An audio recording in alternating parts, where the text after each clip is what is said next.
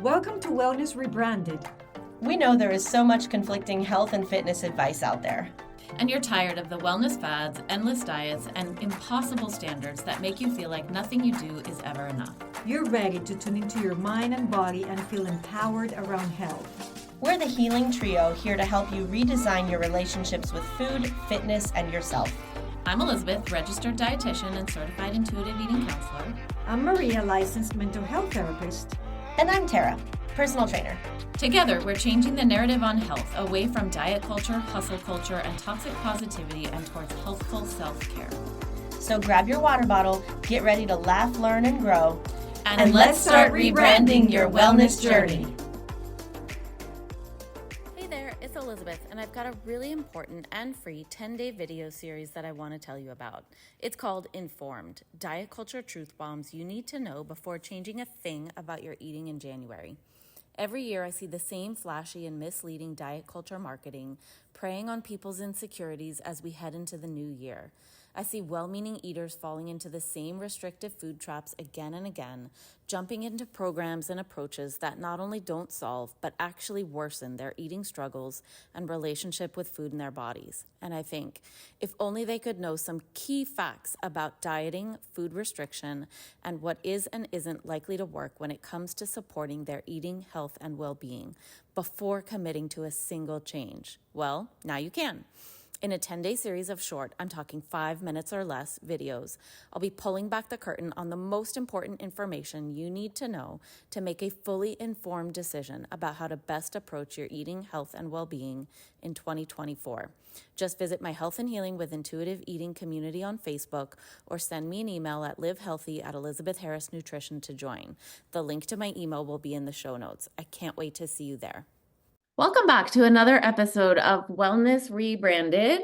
We have a juicy topic for you today, which is the wellness trends that we think we should leave behind in 2024. I guess you could call them our outs for 2024. But before we dive into the episode, we have noticed that a lot of listeners to this podcast have not yet hit the follow or subscribe button. And it's so helpful if you will do that. It allows us to get the podcast out to more people, which allows us to bring in better and better guests for you. And it just really helps the show out. It helps get this, really important message out into the world. So please go ahead, hit the follow button on your podcast player, wherever you're listening right now. And let's jump into the episode. Girls, we each came up with our trends, but we don't know what each other picked. So I'm on the edge of my seat waiting to hear what you guys have come up with and to share mine. And let's be clear that there are good trends out there and some that are not, right? We're going to focus on the ones that we don't support, and we are going to call them BS trends. Yes. Thank you for highlighting that. Of course, there's positive trends too, but sometimes it can be tricky to tell the difference.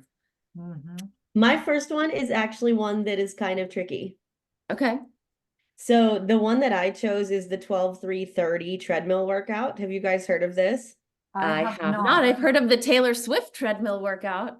What? What is that? I haven't heard of I've that. not heard of that one. When Taylor Swift, I'll tell you quickly, in her Time Magazine of the Year, when she was named Person of the Year, she said the way she trains for the Eras Tour was by running on her treadmill and doing the entire set list, singing the entire set list while she ran. And so fast songs she ran and slow songs she walked. And apparently, it takes like 3.5 hours to do it. And I was reading articles that people were trying it and may not be safe for all exercisers out there to do that. So anyway, wow, that sounds that one, really impressive, and two, like the least effective way to get the results that you want. Why that? You don't need to like run or walk for 3.5 hours to get your cardio in. Like if you were to do some like interval training, which that is kind of like really long version of interval training, but like quick intervals would probably get you really similar results. Yeah. And obviously, she's training for something very specific, almost like a professional athlete. Yes. And also that sounds like a lot of fun. Yeah, right. I don't hate this. So, okay, but I digress. So tell us about your 12-300, whatever. What was it? It's the 12-3-30 treadmill workout. So Okay. this is a workout that first came out in 2019, but it's just gotten more and more and more popular. I see people doing it at the gym all the time, where you take your treadmill up to an incline of 12, which is pretty freaking high. Most treadmills stop at like a 15% incline. So a 12% incline is pretty intense.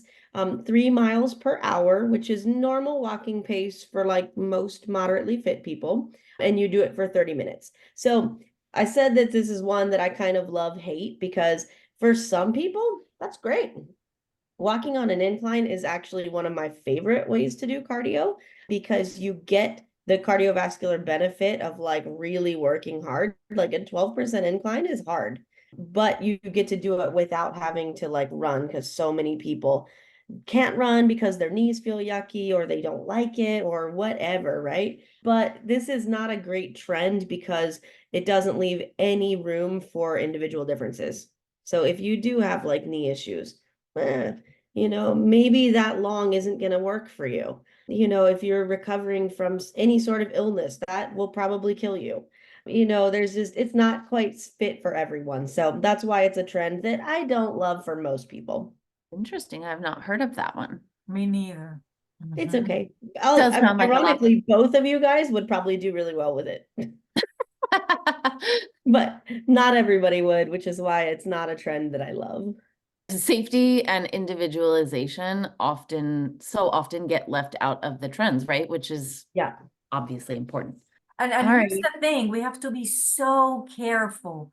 Who are you taking this advice from? One of Yeah. my pet peeves with this social media is that now it seems like there's a very blurry line in between who are influencers and who are professionals, right? Just because Yes. you have all these followers and you say something, in my case, about mental health, doesn't make it based on evidence, right? It only took us like 5 years to be licensed mental health professionals. And then all of a sudden somebody can say something on social media and sound like true, right? And again, like you were saying, just because it's true for you doesn't mean it's an evidence-based approach or strategy to something, right? Just because it was good for you. It doesn't work that way. So let's just be clear. Yeah. Find the And same I'm thing with fitness, and Elizabeth, I'm sure you find the same thing with dietitians, is there's influencers and then there's real professionals. Well, yeah. And a lot of times, I mean, for all of us, right? What the evidence-based kind of sound guidance isn't necessarily all that sexy and flashy. So it doesn't garner the same amount of attention. And the things that are sexy or may feel sexy and flashy may A, not be true, B, may not be helpful, and they may actually be unsafe. Yep. And a lot of people get really confused. And I'm sure we all share that frustration. All right, you guys want to hear my first one? Yes. Yeah. So my first one is juice cleanses, which I've been hearing a lot about lately, and they're usually after the kind of holiday season. Seems like everyone wants to kind of like atone for their holiday eating, and a lot of talk about juice cleanses. We hear about, oh, we need to, detox our bodies or give our insides a break. And bodies don't really work like that. I mean, our liver is detoxifying for us all day, every day, and our insides don't need a break. I mean, our digestive system, I mean, sure, maybe in like when you're at sleep at night, it's doing different things, but our bodies are, designed to digest food and to detoxify. And a lot of times people are using them for weight loss purposes, but any weight that you lose in a juice cleanse is going to be mostly water, and it's going to set you up to be underfed and therefore to experience that rebound overeating as soon as you come off the juice cleanse. It's that same restrict binge pendulum that I talk a lot with my clients about, and we see in intuitive eating. It's just another version of setting you up for that. And kind of I guess two other points I would say about it. when you juice, there's nothing wrong necessarily with having some juice in your diet, but if that's your primary way of getting fruits and vegetables, you're stripping out the fiber, which is a really beneficial part of it. Fiber helps fill you up, and the irony is it also helps push the stool out of your colon. So if we're talking about, trying to quote unquote clean them out, fiber helps do that, and not having fiber doesn't. And also because it can also lead to kind of constipation. So it's just a little bit of irony involved in why it's promised and what it actually does. Yep, I love a fresh squeezed Mhm. juice. Can't stand a juice cleanse. Yeah. Yeah. So this is so important, Elizabeth. I mean, two things. I don't think we even think of the risks of this. Like I had a friend who tried it and she fainted. I mean, the woman fainted and they had to, good thing she came back, but it was almost like a emergency room visit after trying one of these cleansers. And I don't know if this is related, but it made me think of the time I had a colonoscopy and I had to be like on liquids for, I don't know. And I tried to keep myself fed as much as I could with good liquids like soups. So hard. All this.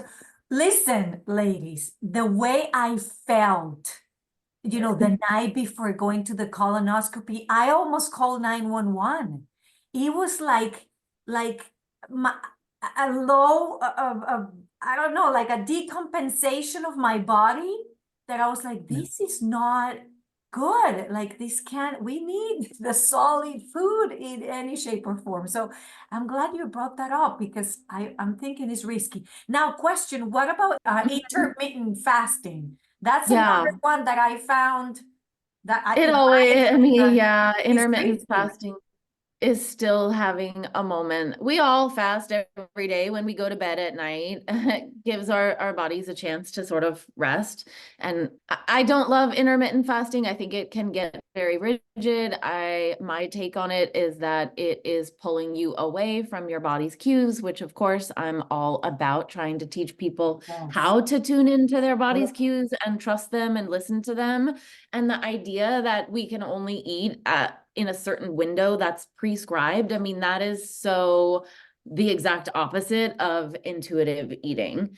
And, a lot of the research on intermittent fasting is done in mice and rodents, so it doesn't necessarily translate to people. And for weight loss purposes, long term, it has absolutely no different data than any of the other popular diets. Like, yes, you may lose weight in the short term with intermittent fasting, but long term, it is not an evidence-based way to lose weight and keep it off.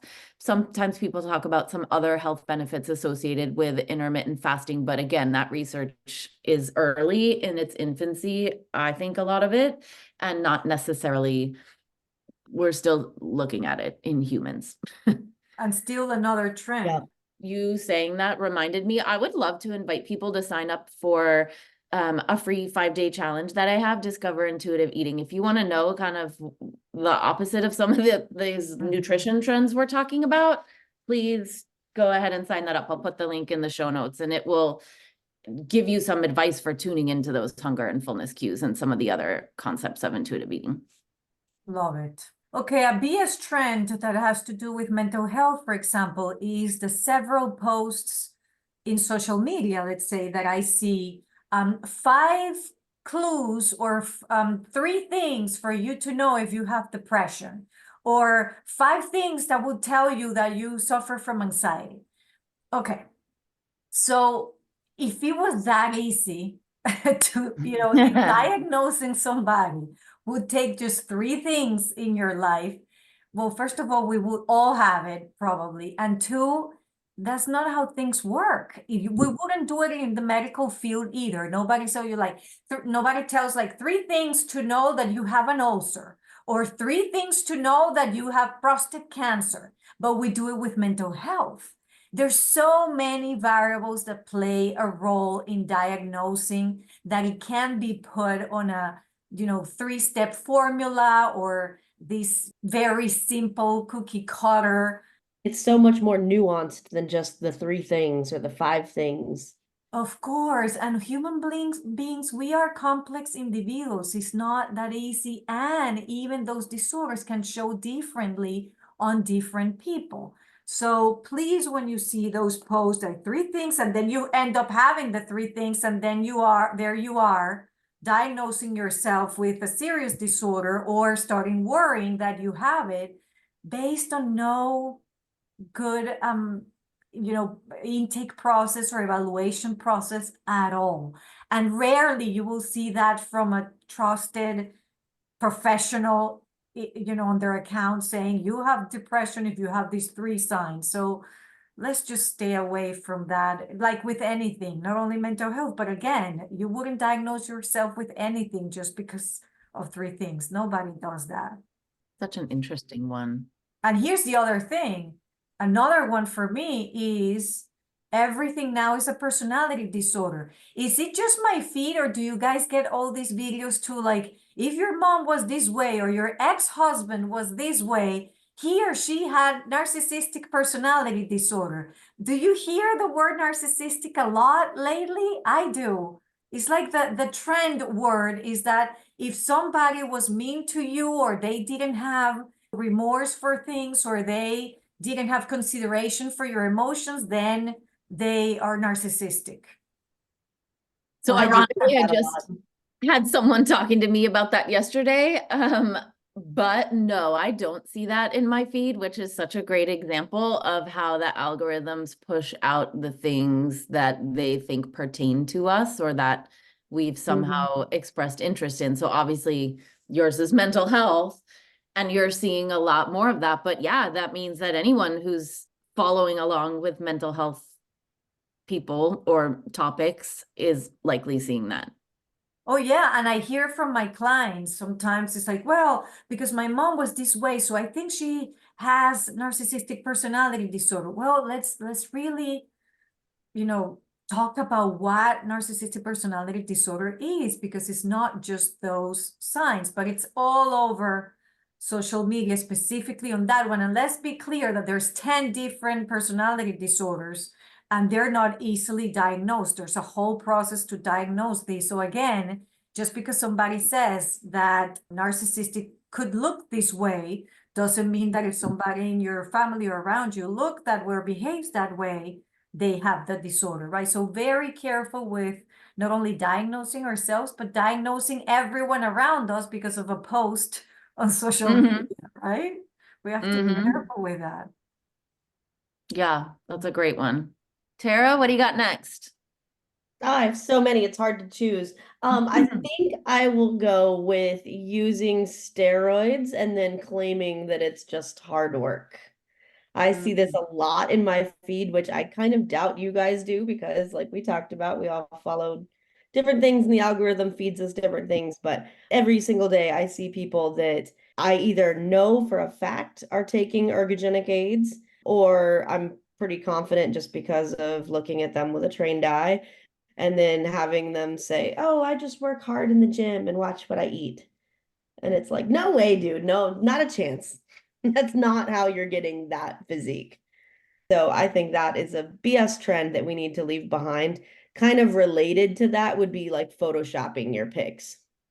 Like I feel like most people have insecurities, and we might smooth out some lines or add some curves or take away some curves or whatever. And it puts this like image out there that's not realistic. So then when we have people that don't look like that viewing it, it elicits all sorts of emotions, right? So whether you're photoshopping or whether you're using steroids and ergogenic aids, it kind of elicits the same thing. Like, man, let's just be truthful about who we are and what we're doing. Also, it's idealizing bodies, right? I mean, it's contributing to that quote unquote ideal body that we all need to aspire to. And it a little bit reminds me of what you're saying, Tara, of the whole conversation around like all the judgments and sort of snarky comments about, well, are people losing weight with or without Ozempic?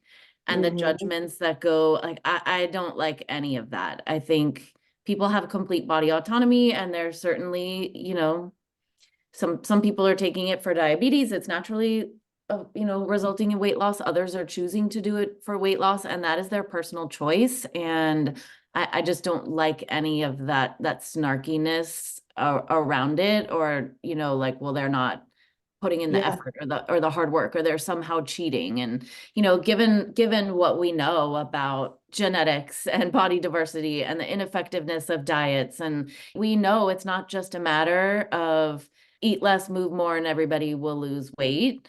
So I hate all the judgments that are getting attached to that all You around. know what? That actually goes along with another one of my trends to leave, which is acting like being stronger or leaner makes you better than everyone else. I see that a lot in my feed too, where it's like, oh, the true flex is having a healthy body and a strong body, a lean body, because you can't buy that. Right? That's like the premise is, oh, anybody can buy a Lamborghini or a big house or whatever, but you have to work for your body. So those of us that fit the mold are better than those who don't. And that's a trend I would love to see leave in 2024. Super toxic. Well, Very it's, much. it's the value that we put as a society is a trend in society, the value that we put as how we should look like, right? In terms of weight and fitness, and even with mental health, you should behave, or your mental health should look a different way for you to have value. Otherwise, you're like, oh, this person who is sick, or this person who's not in shape based on these standards that, you know, we've carried on as a society, which changed, we know, because long time ago was a whole different story. Depends on what the trend is, and then we follow that without much critical thinking, or knowing that it's not most people, right, that are going to look that way. And that doesn't mean, like we've said here before, that doesn't equal health. But yeah, I would like to get rid of all that too. So my next one is something we have not talked about on the podcast at all before, and it is IV vitamin infusions. And I just want to put out a big caution around that. I read a statistic that the med spa industry is now valued at $15 billion. I think it's such a great example of the intersection between wellness culture and diet culture. And, you know, a lot of these, and I'm not bashing all med spas by any means, please don't take it that way, but they're offering injections for IV vitamin infusions or chemical compounds that are supposed to melt fat away or boost your energy. And I guess my response to that is, in the melting fat away, like, let's just give it the sniff test. Like, does that, with any of these trends, right? Does it feel right? Is there evidence in other places that that's a real thing? For energy, food is our best source of energy. So how about we just promote eating? And a lot of med spas are not well regulated. Yeah, a lot of them are not well regulated. There may be unlicensed workers. The FDA has reported a rise in drug-resistant infections and skin deformities. I actually read a fascinating article about it, directly stemming from these infusions that people are getting in, you know, not safe places, not safe ways. And then also from a vitamin perspective, is if it's the IV vitamin infusions, I think a lot, well, first of all, certain vitamins are toxic in higher amounts, right? And if you don't know what your baseline is, if you don't know if you were deficient, you just, or what they put in it, you just need to be really, really careful about that. And you know, not only are they toxic, but they can be fatal in certain amounts. And it's unlikely to happen from food, but it can so much more easily happen through supplementation, certainly those infusions. And then also, I think people maybe don't know that there's nutrient to nutrient interactions, which is why there's a place for supplements if people are deficient, and we know that. But in general, I'm a food first dietitian, because I think people don't know that supplements aren't very well regulated, and also they interact. So we say some don't play well in the schoolyard. You may, you know, like calcium inhibits iron absorption. Folic acid can inhibit zinc absorption. There's interactions that if you're just going out and getting, you know, a cocktail of vitamins, you don't necessarily know the impact that's having in your body. Wow. Yeah, 100%. I actually want to add to this, Elizabeth, that another one of mine is promoting the detox diets and supplements all over social media. And I get super salty because every day I probably have like 10 different supplement companies reach out to me and say, "Oh, we've looked at your profile and you'd be perfect for this." And I'm like, if you looked at my profile, you would know that I am not perfect for this. And also, please stop doing what you're doing, because having just random people shill supplements is a terrible recipe for disaster. It's a total aside, but it's like the people that keep emailing us and pitching us to be on our podcast, and they're like, they have the fat burning secret and the whatever. I'm like, have you listened to any single episode before you reached out to us? I'm sure they had, yes. You gotta know your audience. Yes. I'm going to share my takeaway from this is how important is to really, you are the first one advocating for your health and your wellness. There can be all these people talking about these amazing things you should try, but at the end, please trust yourself more than you trust other people. You know what might feel right, what's not, and do your research. Ask around before you put anything inside your body, or you start believing something about yourself, or you start thinking that you meet the criteria for a specific diagnosis or any of that. Please do your part, because at the end, the person that is going to, again, advocate the most for you is going to be yourself. That's my takeaway. There's always going to be conflicting info out there. That's why we came up with a podcast like this, to try to clear the noise a little bit. I don't even know if that's the expression, but take away the noise a little. So please, please, please take care of yourselves and don't believe everything you hear.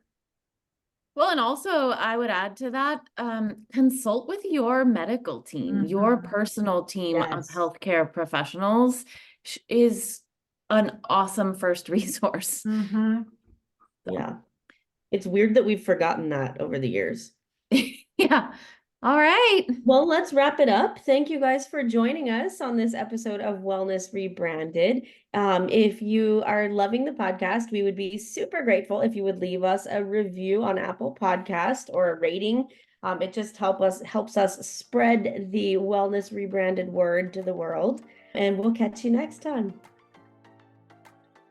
Thank you for listening. If you want to connect with me outside of this podcast, you can find me on Instagram at coaching_therapist. I'm Elizabeth. You can find me at Elizabeth Harris Nutrition or in my Facebook group, Health and Healing with Intuitive Eating. And I'm on Instagram and Facebook at Tara De Leon Fitness. Guys, if you loved this episode or any of our other episodes, we would love it if you would leave us a review on Apple Podcast. It really, really helps us get the non-diet word out to the rest of the world. So please leave us a review. Yes, thank you.